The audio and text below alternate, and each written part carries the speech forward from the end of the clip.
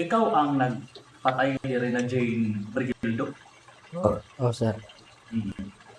Meron nabuhat man to nimo? Kay mo may nasod ako na una, sir. Kay katong murag naka-ginusan ako, sir, ba nga papirmahon ko niya og kanang demand letter. Hindi ko mo pirma, padadaan ko niya pulis. Ya mo to nga kung nasod sa una nga patyon ako siya. Unsay sinugdanan kita to? Ingat to siya sa bahay. Naglali sa amin niya. Padong ko ato duty. Ya mga una pa to si Mana. Ya, pagkasunod Lunes, mo na to nahitabo nga krimen. Ya ako sa gidari dito sa bukid. Pagkaman ako sa gipatay. So giadto ka ni Rina Jane sa inyong balay dito sa Asakan at lang NHA? Sa Pingag, sir. Pero Sa Pingag. una pa tong si Mana, sir. Oo. No. Ato unang simana. Okay, giadto ka niya. Oh, atong unang buwan ba? Ato unang buwan. Unya, sa man hitabo dito sa Pingag. Wala, sir. Naglali sa rami, sir. So may dilalisan ninyo.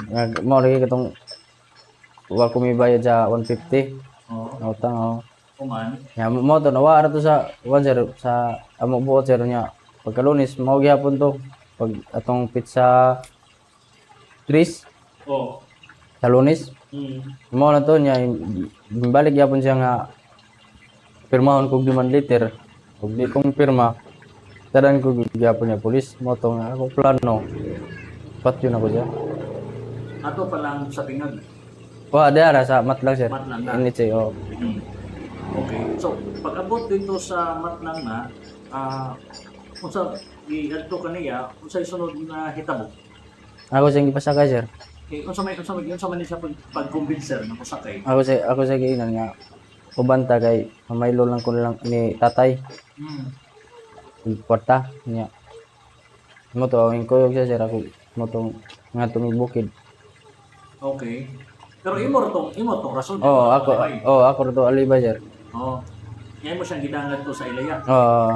Okay, nya pagkahuman. Pagkahuman niya nagpintahay pa mi ato, sir, nagpintahay og pilay pero nun ako, sir. Di mo pintay. Dito sa Payag, sir. Naabot na mo meto ilaya. Naabot na mi sa Payag. Okay, sige. Kwentahay mo human. Pagkahuman og kwenta mo to na dito na nako nga gibuhat ang krimen, sir. Pero galagot-lagot ta kaniya sa una pa. Oo. Galagot-lagot ako, sir. Pero gipaninglan ra man ka. Gipaninglan ako. Oo. Okay. Yung saan mo siya pagpatay? Ako siyang gituok, sir.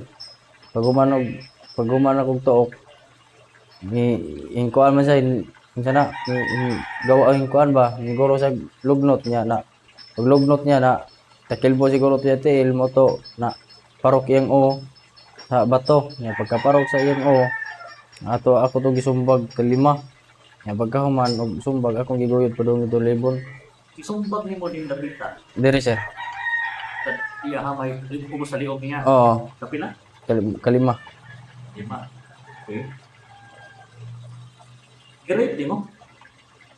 Gihilabtan ni mo? Gihilabtan ako, sir, pero gikamot ra ako, sir. Kuha ni mo dyan.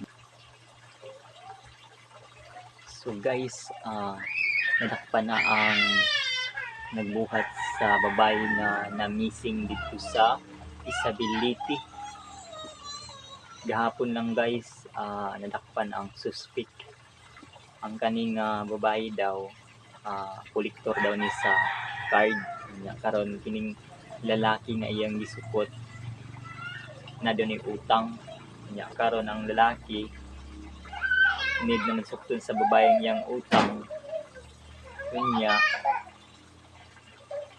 ingon ang lalaki nga uban daw ta dito sa bukid sa ako ang tatay. Kay mamaylo daw siya. Kunya ang babae abi pud niya nga makauli siya og buhi. Niuban pud ang babae dito sa bukid. Kunya karon mao na daytoy plano sa lalaki nga isang lalaki addict siguro na sobrahan, siguro nagkuan bawal lang nga gamot. Ito yung plano, naglalis daw sila na iya daw tuok ang babae kanya tuok gisumbag daw diri sa duhan kanya karon guys mo to ang suspect nga siya ra pud mismo nag-amin sa iyang kaugalingon. So guys, murag di na jud maayo ning atuhang kuan guys,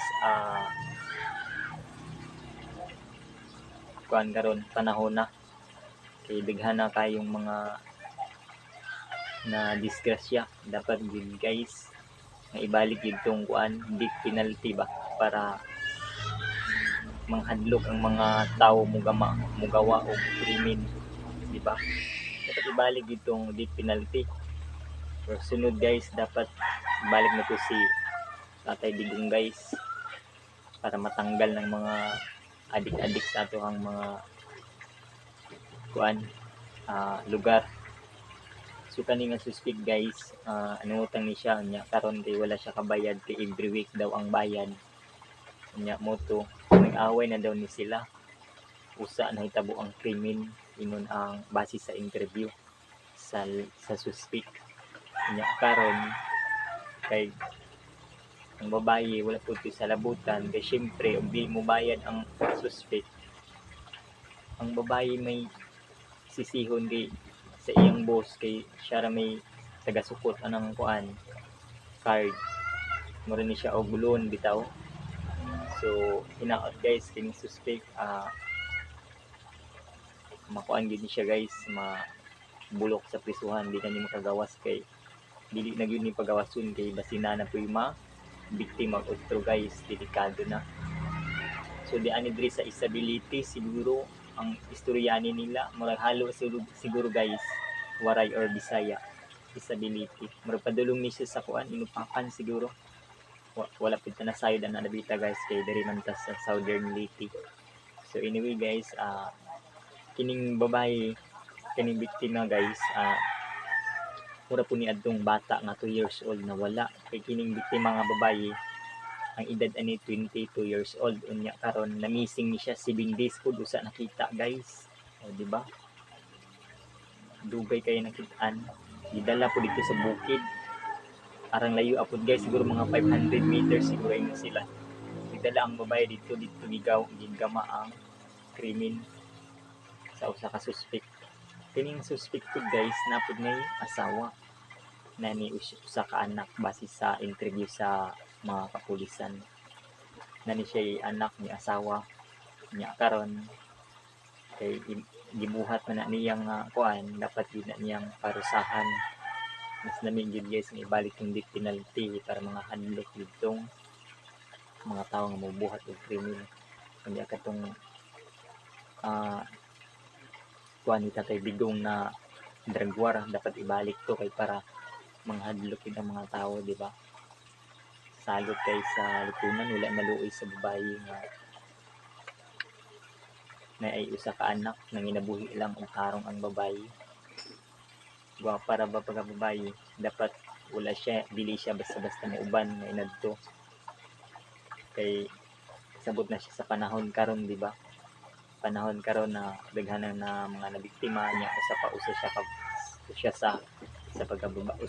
sa pagkababaye, dapat nag-advance ang iyang manahuna nga dili siya mauban kay di man kay sa bukid guys, hindi ingon sa suspect o banta kay mamaylo kog kwarta sa ako ang papa sa bukid daw. Siyempre ang babaye wala pud sa labutan kay abi niya nga tinuod ang istorya sa lalaki, dili man day tinuod mo to. So confirm na gid guys nga ang babae kay naaman ang picture dito sa payag bitaw lagkaw nasa picture dito kay dito man gibuhat daw ang krimen sa lalaki. So kaluoy kay ning nakiha ba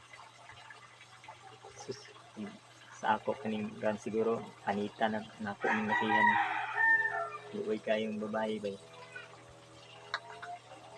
So dapat guys, dili na pagawson ng nakiha na sobrahan na nagkuana, wala siya naluya itong babae na nabuhi lang ay tarong niya, bata pa 22 years old. Mupod ni guys, nagsunod ni sila ating pagkawala sa bata nga 2 years old dito sa Butuan City. Kini nga babae taga Isability, ano siya 7 days usa nakita ang patay na lawas dito sa bukid pud gilabay sa lalaki. Ingon ang lalaki siya ra daw ang nagbuhat sa krimen, pero possible po nga siya na pa siya kauban. Pero nakay ingon man siya nga siya lang daw, wala po masayod guys, basig nagbinuwa ra po ng riha, di ba? Kaya imposible po madala niya ng babae dito nga perting layuan naman to 500 meters, di ba? Wala ta masayod o dapat kauban ng riha. Dapat imbestigahan gid nila tarong na ang ay na mga priso sa prisuhan ng riha kay para dili tularan sa mga taong mga adik-adik, di ba? Munang karon guys, sa panahon karon amping gid ta kanunay para sa ato ang pamilya, makauli ta og safe sa ato ang panimalay, di ba guys? Luya guys, babae guys ba, kalansay na isa nakita ang patay na lawas dito sa bukid. Luya,